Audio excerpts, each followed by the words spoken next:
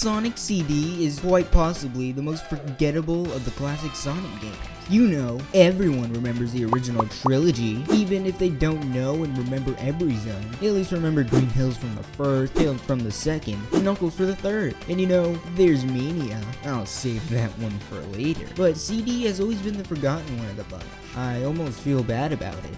Almost. So today we'll be covering the good and bad of the game, the fans and haters, and finding out if it's the hidden gem everyone hypes it up to be. But for all you newbies out there who don't know what this game is, then stay tuned. I'll try my best to inform you. Okay, I just realized how hard that would be to explain it all to you. So if you get the basic gist of classic Sonic games, then you can use that knowledge to this game too. So the main thing that makes this game stand out amongst the rest is the whole time travel gimmick. It works quite simply actually. All you have to do is hit one of these past or future signs, go really fast, and you'll be transported to whatever time period you chose. Find a generator, destroy it, voila, good future. But it really does sound simple. That really only applies to the first level in the game, Palm Tree Panic. It's much more open to the rest, and probably the best level, that's probably not a good thing. But you do have to be strategic about it. Sure, you could just sit down and go through the game without giving a time stone about whether the future is good or not, but to really judge this game, you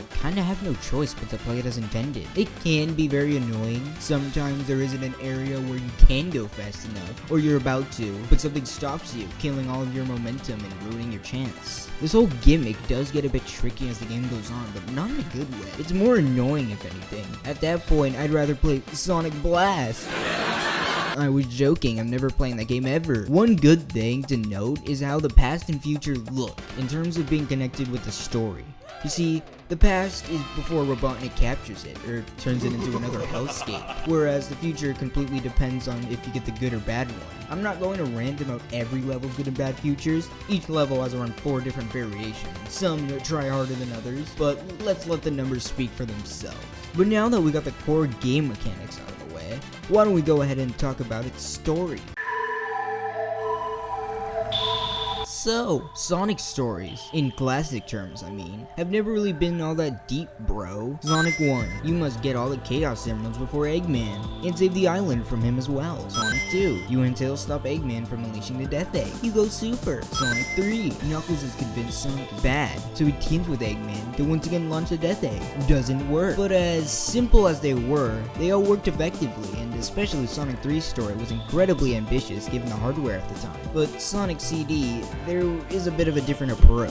Little Planet, Little Planet, is being consumed by Eggman. Another character, Amy, also introduced in the game, follows him. She gets captured by Metal Sonic, Eggman's creation, and so you have to save her. Once you do, all is well, as you beat quite possibly the most anticlimactic boss in any one of these games. Sure, much more than any of the other ones. It's still a bit bare, but if you could let those ones slide, you can still do the same for this one too. But I guess if you're going to talk about this game, I might as well set a strong foundation before we get into the actual purpose of the video. Another aspect to consider is its flow. You know, how the game feels in terms of progression. I think this game is very unbalanced. Palm Tree Panic being the first level and all, you think it would be the weakest, but no, it's the complete opposite with this one. I can say why, but I'm saving that for a much bigger video. If you've kept up with my past posts, you know what I mean. But after that, we get to Collision Chaos. It's fine, but the final boss is so incredibly annoying. It takes forever to beat. Now, that may just be a skill issue, and the more I think about it, it probably is. Shoot. Then a water level, and so on and so forth. I don't feel like going over every level right now. Again, a bigger video coming soon later. But where I think it fails most is when it's trying to get more difficult. You know, games will gradually make things more difficult as you go on. It's as most things go.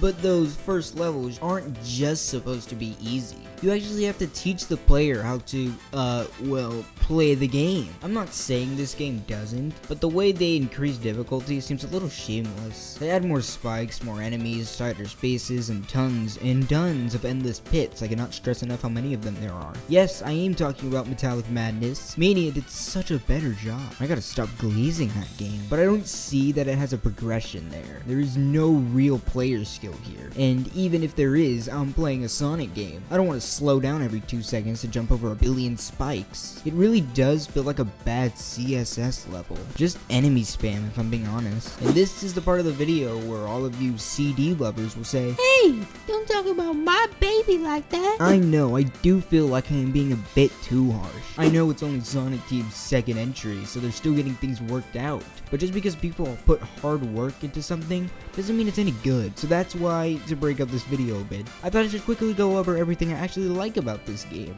So that way, I don't get a gazillion hate comments.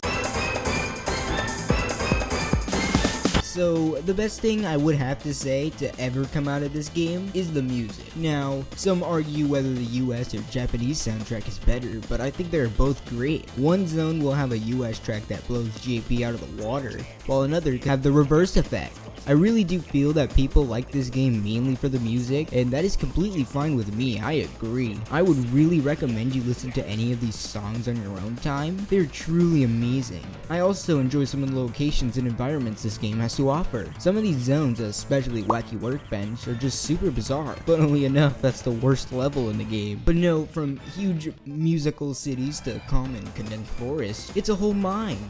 Things are really diverse. Some zones like Stardust Speedway and Metallic Madness gained a lot of respect for simply being iconic. I also like some of the new badniks here. I think they have some nice designs, although some of them are a little confusing. But other than the music, level locations, and badniks, there really isn't all much worth returning to this game for. Even if there was only a small handful of things I liked, that's not to say the stuff I liked wasn't huge. Again, the music and some of the zones are truly special, especially as a Sonic fan myself. But now that we've gone over this game, I think I should start deliberating on what you actually thought this video was going to be about. Is Sonic CD a hidden gem? Is it good? Is it not? Why might people like it? Well, it's already been found. It's no longer a hidden gem. In my opinion, I'd rate it a solid 5 out of 10. It's probably my least favorite Sonic game ever. Sure, they couldn't do much with it, but for a few simple tweaks could have just made much more digestible. But now let's discuss why people think this game like it's the second coming of Christ. This is Riding Swing here, and I'm not sure at what part in terms of the video we are in, so sorry if it took a while to get to the main point of all this. Anyway, I think a lot has to do with nostalgia. Whether that being you grew up with the game came out, or it was just your first game you ever played. Whatever the case may be, nostalgia has to play a factor in it. Or maybe you just recently played it for the first time and think it's amazing. That could work, but the general amount of people who claim it's good, they have already played it. It may be due to Stockholm Syndrome, like that being was the only game they ever played as a child. But what is nostalgia? Well, that's not what this video is about, but it plays a bigger factor than you think. All these people online saying it's great, when they probably haven't played it in 20 or so years. Anyway, nostalgia is that feeling of comfort, a time long forgotten, being a carefree child without a care in the world. This intense emotion can be triggered by a mix of things. It could be images, noises, sounds, the same thing, smells, temperature, or anything really. At its core, it's a sense of familiarity, and people like that. And so, it can be possible that the majority of these people are viewing the game from their rose-tinted glasses. But with that time, glasses are bound to get dusty. They haven't played it in a while, so their memory, while reassuring, doesn't mean it's a good game. Well, it's fine to let them have their opinion and keep that scene. I do have to break the news that maybe the thing that you're so fond of was never really that good in the first place. Memories get old and vast, and when they do, it can be hard to justify them without having to go back and relive those moments for yourself. For all you know, you might have hated the game. So, is Sonic CD a hidden gem like everyone says it is? No. At least in my opinion. A lot of channels with similar niches as me will say that it's your opinion and that you have the right and all that. I am also aware that pointing it out doesn't solve the problem, but if you were, for some unknown reason, offended by anything in this video, just know it was all for the clicks. Just kidding, but seriously, Sonic CD is a bizarre game with many flaws, some redeeming qualities, but has overall been misunderstood by the community's fondness for when they played it for the first time. And to be frank, that hidden gem has already been found. You about to witness this little song I prepared for you. So let's get to the bottle, the jet, the friend, the smooth, the book, the car, the starter, the hard, the possession, the trade, the special, the business, the journal, the figure, the punish, the stranger, the Disney, the speed, the riddle, the fiddle, the chaos, the doctor, the weekend, the pro, the 90s, the voices, the missing, the first, the murder.